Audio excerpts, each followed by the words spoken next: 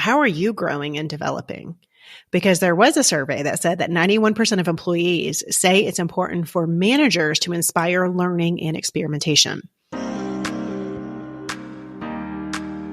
Hello and welcome to Growing Through It, your go-to podcast for real leadership stories. I'm your host, Jen Arnold. In every episode, you'll hear straight talk from leaders who face their own challenges. We'll dive into those whoops moments and the insights that followed. This podcast is about the lessons that refine us, shared to help you confidently lead in your own style. Whether you're looking to steer your team towards success or just seeking a spark of inspiration, you're in the right place. Let's grow through it together. Hey there, and welcome to the Growing Through It podcast. I'm Jen Arnold. I'm your host, and this is a solo episode today. Now, today for me is Monday, April 8th, the solar eclipse day. Now, we're in Nevada outside of Las Vegas, so we only saw the partial eclipse, but it was super exciting. I got my glasses and everything, and although it wasn't as big of a deal for some of you that are in the actual line of sight of the total solar eclipse, it was still amazing. But I'm a science nerd, and that's probably why. Well, today I want to talk about why it's so important for leaders to have career conversations with their teams. Now, I know a manager's job is very busy and feedback's not something we love to do, but these career conversations are actually really a positive thing and also something that your team looks forward to. I know I did, and I know my team did, and it can be actually a really positive aspect of leading, because we know that there's not always great things about leading, but this is one of them. But before I dive into advice, let me give you just a few stats that may help you frame the importance of giving career feedback. Now, there was a report that showed that employees who feel it like they don't have access to learning and development are 2 times more likely to leave within a year. And this was a Culture Amp report in 2023. And then also McKinsey had a survey as well. And this was in 2022. And it found that a lack of career development and advancement was actually the number one top reason for quitting previous jobs. You know what? Conversation wouldn't be complete without talking about our friends, the Gen Z population.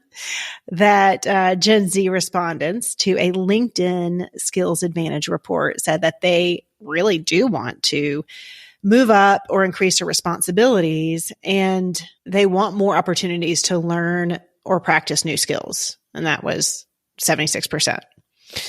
So it's important. People want to feel like they matter, like they are growing and developing under your leadership. And I want to talk about how you can actually guide those conversations. Because I do think that some leaders put it off because they are afraid that someone's going to ask for a promotion and you can't give it to them. They're going to ask for a raise and you can't give it to them. And so we just avoid the conversation altogether.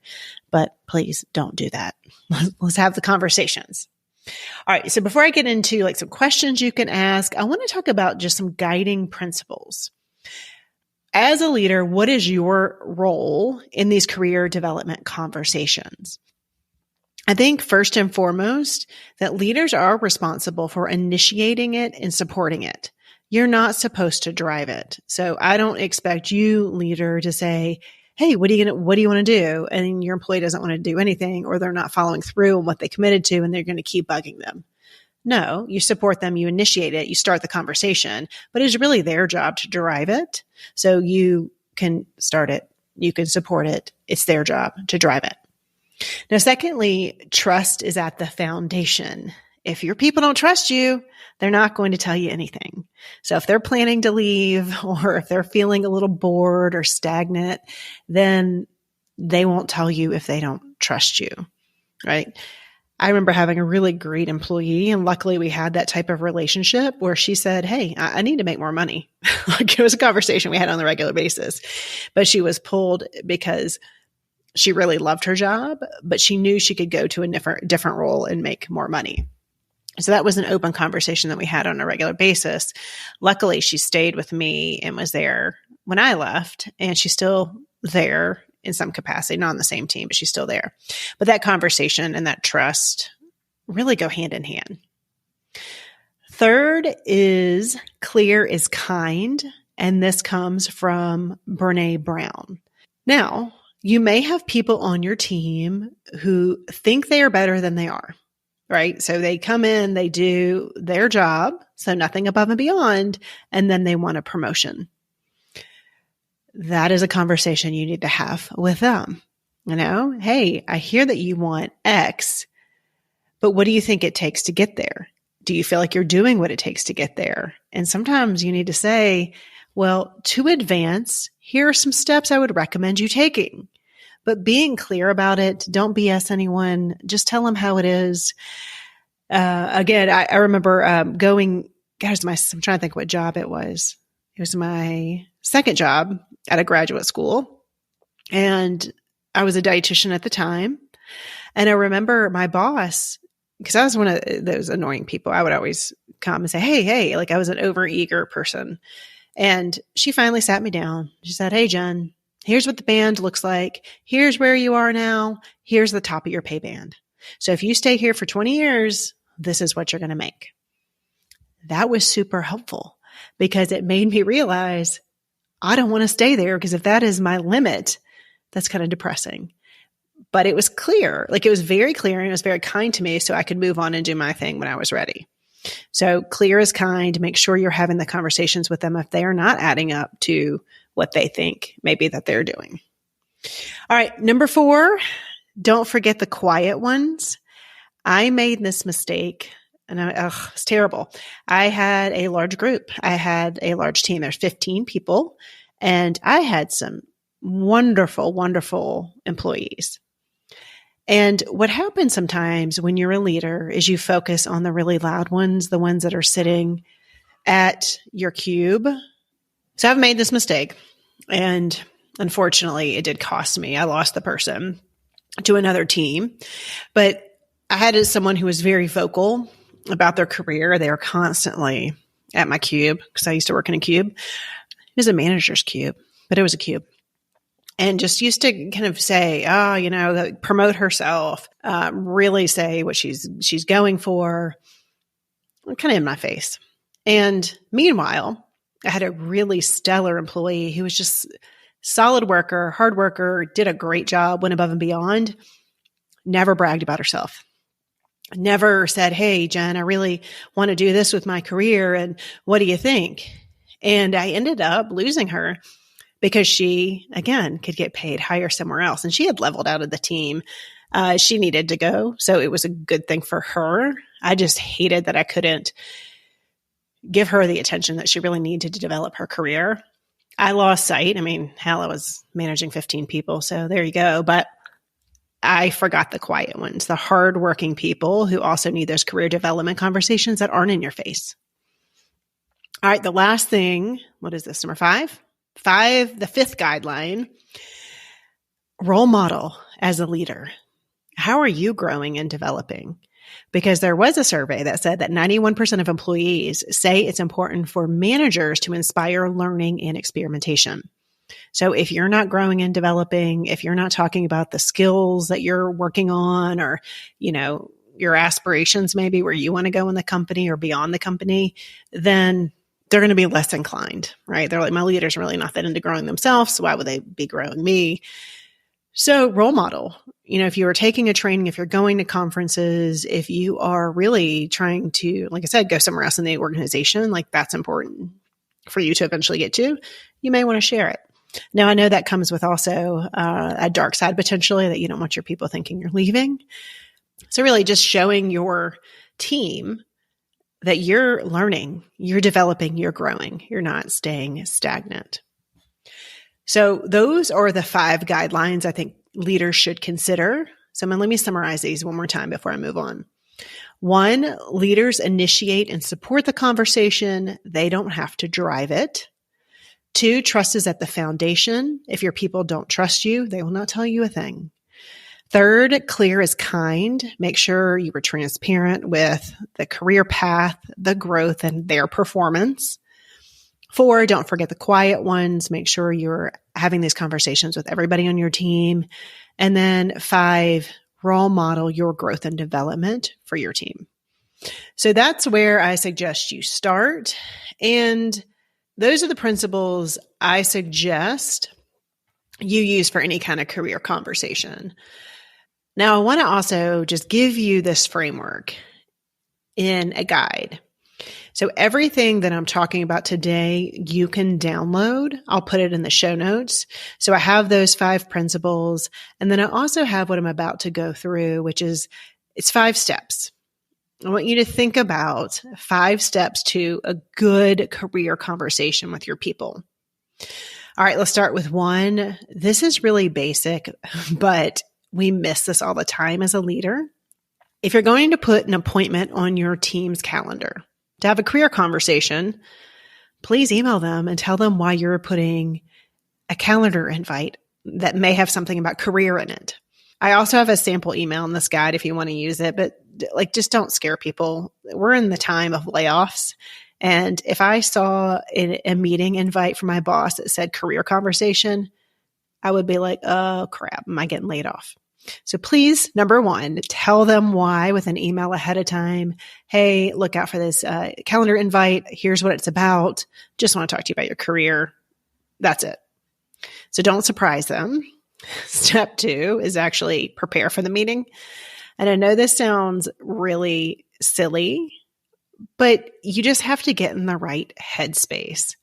If you are showing up for that meeting without intention, or if you're rushing from somewhere else, it's not going to be a good conversation. So if you think you're going to be late, if you know you can't be focused, just reschedule the meeting. But all you need to do is take 2 minutes and say, what are my intentions? What are my intentions for this meeting? I want to listen more, talk less. Ask good questions. That's it. But set 2 minutes for intention setting. All right. Step 3, ask the right questions. Open-ended, relevant to where they are in their career. Again, in this guide, I have some key questions that you can ask. I may go through a few of them on this, but I've got some questions you can ask that are wide open for them to answer. Because the last thing you want to do is ask a question where you're shutting them down or you're really not getting to what they actually are trying to tell you. It can be kind of confusing. Sometimes employees will tell you one thing, like they want a promotion, but you get down to a conversation, you try to dig into it, ask these clarifying questions. They don't really want a promotion. They just want more money, or they want access to more information. So it's really trying to uncover that. And that is actually step 4. I jumped ahead, getting curious. You're seeking to understand their questions. Keep in mind that you really just want to understand what they actually want. And as I just said, it may take some clarifying questions to actually get to the bottom of it. And so I usually recommend at the end of the conversation, it's summarizing to them. What I heard you say is that you want access to more information. And here's something I can do for you. And then here's some steps you're going to take on your own. Did I get that right? Because if you didn't get it right, you need them to say, no, you did not get it right. I really meant this. So getting curious. And then step 5 is to keep the conversations going. Career conversations aren't a one-time event. So at the end of the conversation with them, ask them, how often do you want to meet to talk about this? I'm here for you, but what sounds good? Monthly, quarterly, 2 times a year? Some people just don't need all of that. Or sometimes they're like, no, I'm good. I don't need to talk about anything. But consider maybe even scheduling the next appointment. But keep the conversations going. 1 time's great, but the ongoing conversation is what makes the difference. Instead of going through some key questions you can ask, you can download this guide. You can use this and see what works for you. But there is one question, and this is the most basic question. Even if you don't I don't want your guide, There is one question you can go ask your team today.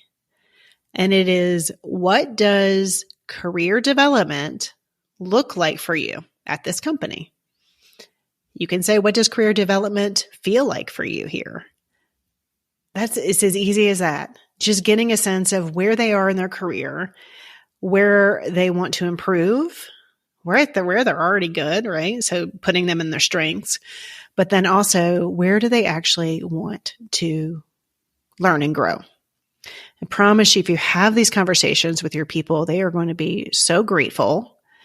And I highly recommend you take a step and do that. And let me know how it goes. I know it's hard, especially if you have a lot of direct reports, but maybe start with one. Start with your easiest person. Start there. And then slowly work your way through.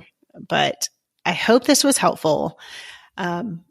Again, I will link up this guide, this manager's guide to career conversations in the show notes. So if you want to grab that, you can. Then you'll have all my information. You can email me. And if you use it, I'd love to hear how it went. All right, that's it for the Growing Through It podcast today. Thank you so much for listening, and I will see you next time. Thank you for joining us on Growing Through It. I'm Jen Arnold, and it's been a pleasure sharing this time with you. If today's story sparked something in you, don't keep it to yourself. Subscribe to our podcast, leave a review, and share it with your fellow leaders. And remember, each episode comes with a nugget of wisdom that we expand on in our newsletter. So if you're eager to put these insights into action, head over to our website at growthsignals.co and sign up for exclusive content that'll give you an edge in your leadership journey. Keep growing, and I'll connect with you again soon in our next episode. Until then, take the lessons learned and lead authentically.